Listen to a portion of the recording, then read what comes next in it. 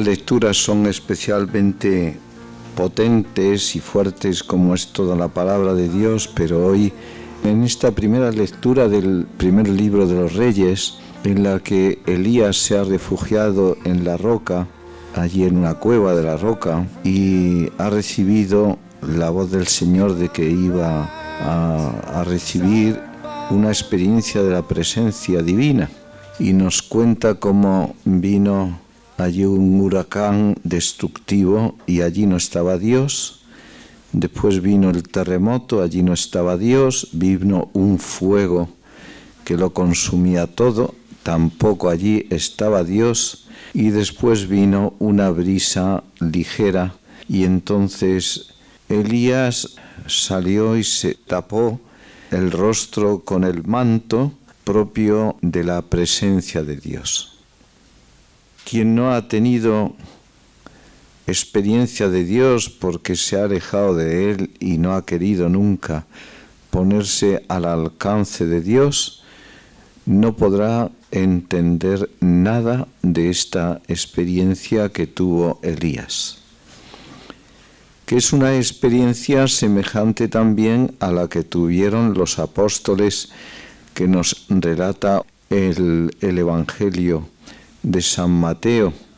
Muchas veces en el contacto de los hombres con el Señor le descubren con una sabiduría extraordinaria. Este hombre no habla como los demás, sino con autoridad.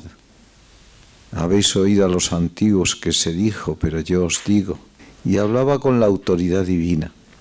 Nosotros no seguimos a un maestro simplemente, sin embargo, esta sabiduría que rezumaba de él y que era causa de admiración profunda, llevaba al reconocimiento de Cristo como maestro, como rabino.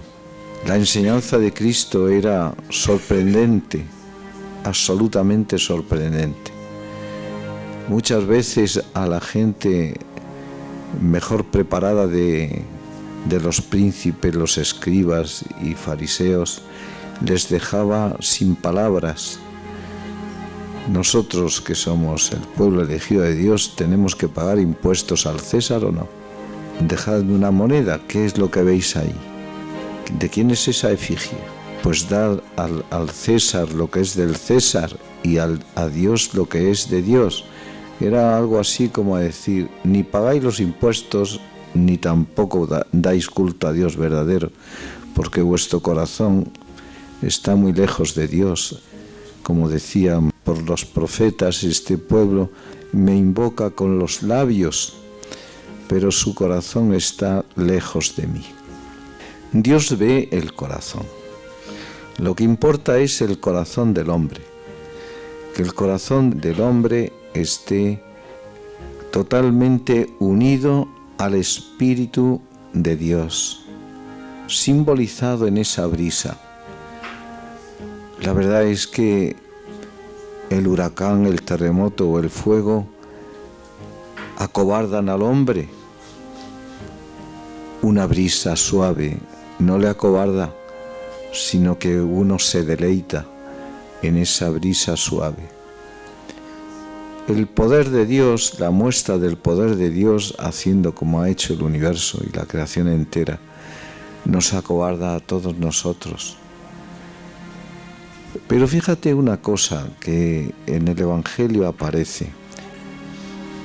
Cuando Jesús se va solo a rezar mientras que lo mete en la barca y dice ir a la otra orilla, y se levanta una tormenta y por la mañana el Señor aparece andando sobre las aguas. Ellos temblaron, tuvieron miedo. Y el Señor, mira qué palabra le dice, soy yo, no temáis. Estas palabras, en medio de la posibilidad de la muerte por hundimiento del barco, se llena de agua y puede zozobrar y venirse a pique, lleva implícito ese soy yo, que no es simplemente un reconocimiento de la persona de Jesucristo, sino que va más allá. Se relaciona con el cuando yo sea elevado en alto, comprenderéis que yo soy.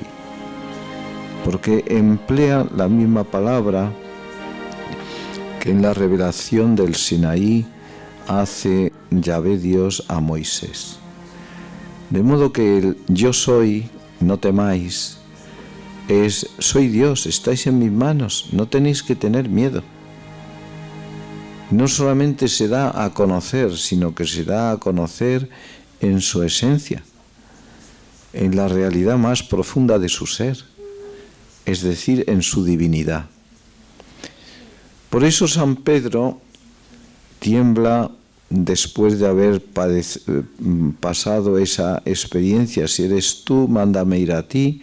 Le dice, ven, anda también sobre las aguas, ¿verdad? Él en un momento dado sopla un poquito de viento y se desconcierta algo y empieza a hundirse. El Señor le coge con la mano y lo levanta y entran los dos en el barco. ¿Y cuál es la reacción de Pedro y de los discípulos? El darse cuenta de que mediante esa acción Jesús se ha revelado en su esencia como Dios. Y esa experiencia de estar en la presencia de Dios les llena, por una parte, manifiestan que Él es el Hijo de Dios. Le reconocen en ese momento. Pero observad que en otra experiencia que tiene San Pedro semejante después de la multiplicación de los panes y de los peces, entonces San Pedro le dice, apártate de mí que soy un pecador. Y es que la presencia de Dios en el alma lleva también al conocimiento no solamente de la esencia de Jesús, sino también a la propia deficiencia. Soy un pecador. Fíjate qué distinto es lo que está sucediendo ahora en nuestro entorno donde vivimos. La gente no se siente pecadora. Los pecados son horribles. Sin embargo, no se siente pecadora. Y como yo no me siento pecadora, ¿por qué tengo que reconocer lo que no me siento? Se han apartado del conocimiento de Dios. Ya no reciben a Dios con la sencillez de un niño, sino que juzgan a Dios y se juzgan a sí mismos siempre como diciendo, si yo no cometo pecados, ¿para qué me voy a confesar? Cuando San Pedro y los apóstoles tienen la experiencia de estar en presencia no de un simple hombre, sino de Dios con nosotros, el Hijo de Dios, entonces le llevan al conocimiento de sí mismo, de su propio pecado.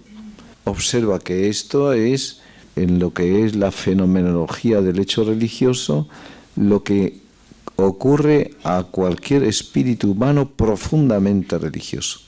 Se siente ante Dios pecador, se sabe, más que se siente, porque no me gusta mucho la palabra sentir, porque en el lenguaje de San Ignacio la palabra sentir es también conocer, es un tipo de conocimiento también, pero así no se emplea hoy. Se emplea simplemente en el ámbito del sentimiento, de un simple sentimentalismo. Me siento, no me siento bien, me siento mal, me siento así, me siento así. Y los hombres somos capaces de lavarnos el cerebro con tal de caer bien y buscar la aprobación social del entorno en que vivimos, sobre todo si uno prevé que le va a causar ciertas dificultades y que sobre todo si por confesar la verdad puede producir pérdidas de ventaja económica, social o incluso la vida. Consciente de quién es Dios, lleva a reconocimiento de nuestro propio pecado, pero también a la necesidad de que tenemos que confesar con valentía quién es Dios y confesar la realidad. Esto es absolutamente necesario, el reconocer la realidad. Nosotros hemos visto a San Pablo en la epístola a los romanos, lo que está diciendo es cómo él querría ser una brisa suave para sus hermanos los judíos, reconoce todo lo que Dios les ha dado y cómo Él está dispuesto a dar su vida para que ellos, sus hermanos de raza, se encuentren con el Señor y que le reconozcan. Ellos tienen los patriarcas, los profetas, la alianza, el templo, la ley, todo esto. Pero los pobrecitos se han quedado a medias por el endurecimiento del corazón.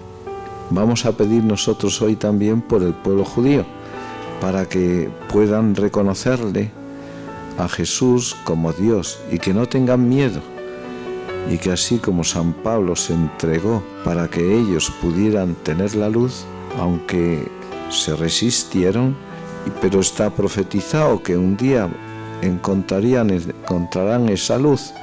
Nosotros pedimos también por el pueblo judío. Son muy duros, no es una tarea nada sencilla.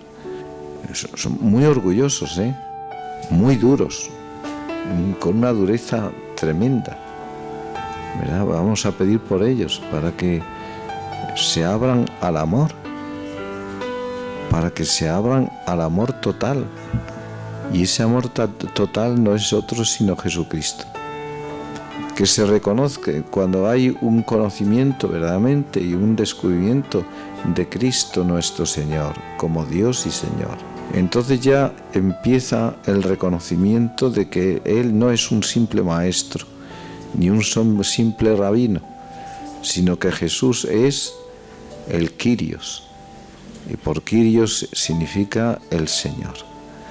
El Señor, el Mesías prometido, el Mesaya, que decían ellos, el ungido del Señor.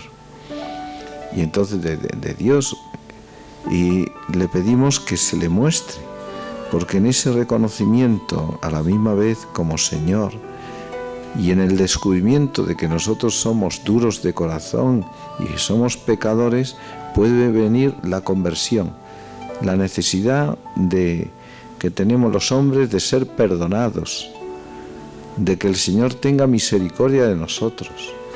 Así como algunos de vosotros, supongo que ojalá seáis todos, lo hemos experimentado, también tenemos que pedir al Señor para que nuestros hermanos también lo experimenten. Estamos hablando del mundo judío y hay muchos cristianos que viven como fariseos. Y el Señor nos dijo, guardaos del fermento de los fariseos. Y el fermento del fariseo es la incredulidad. El que no creemos, o si hay una fe, es una fe tan débil que no pasa a la vida. Nosotros tenemos que pedirle al Señor, Dios mío, que mi fe pase a mi vida, para que yo muestre con la vida cuál es la profundidad de mi fe y la calidad. Que Dios nuestro Señor nos ayude a todos, que así sea.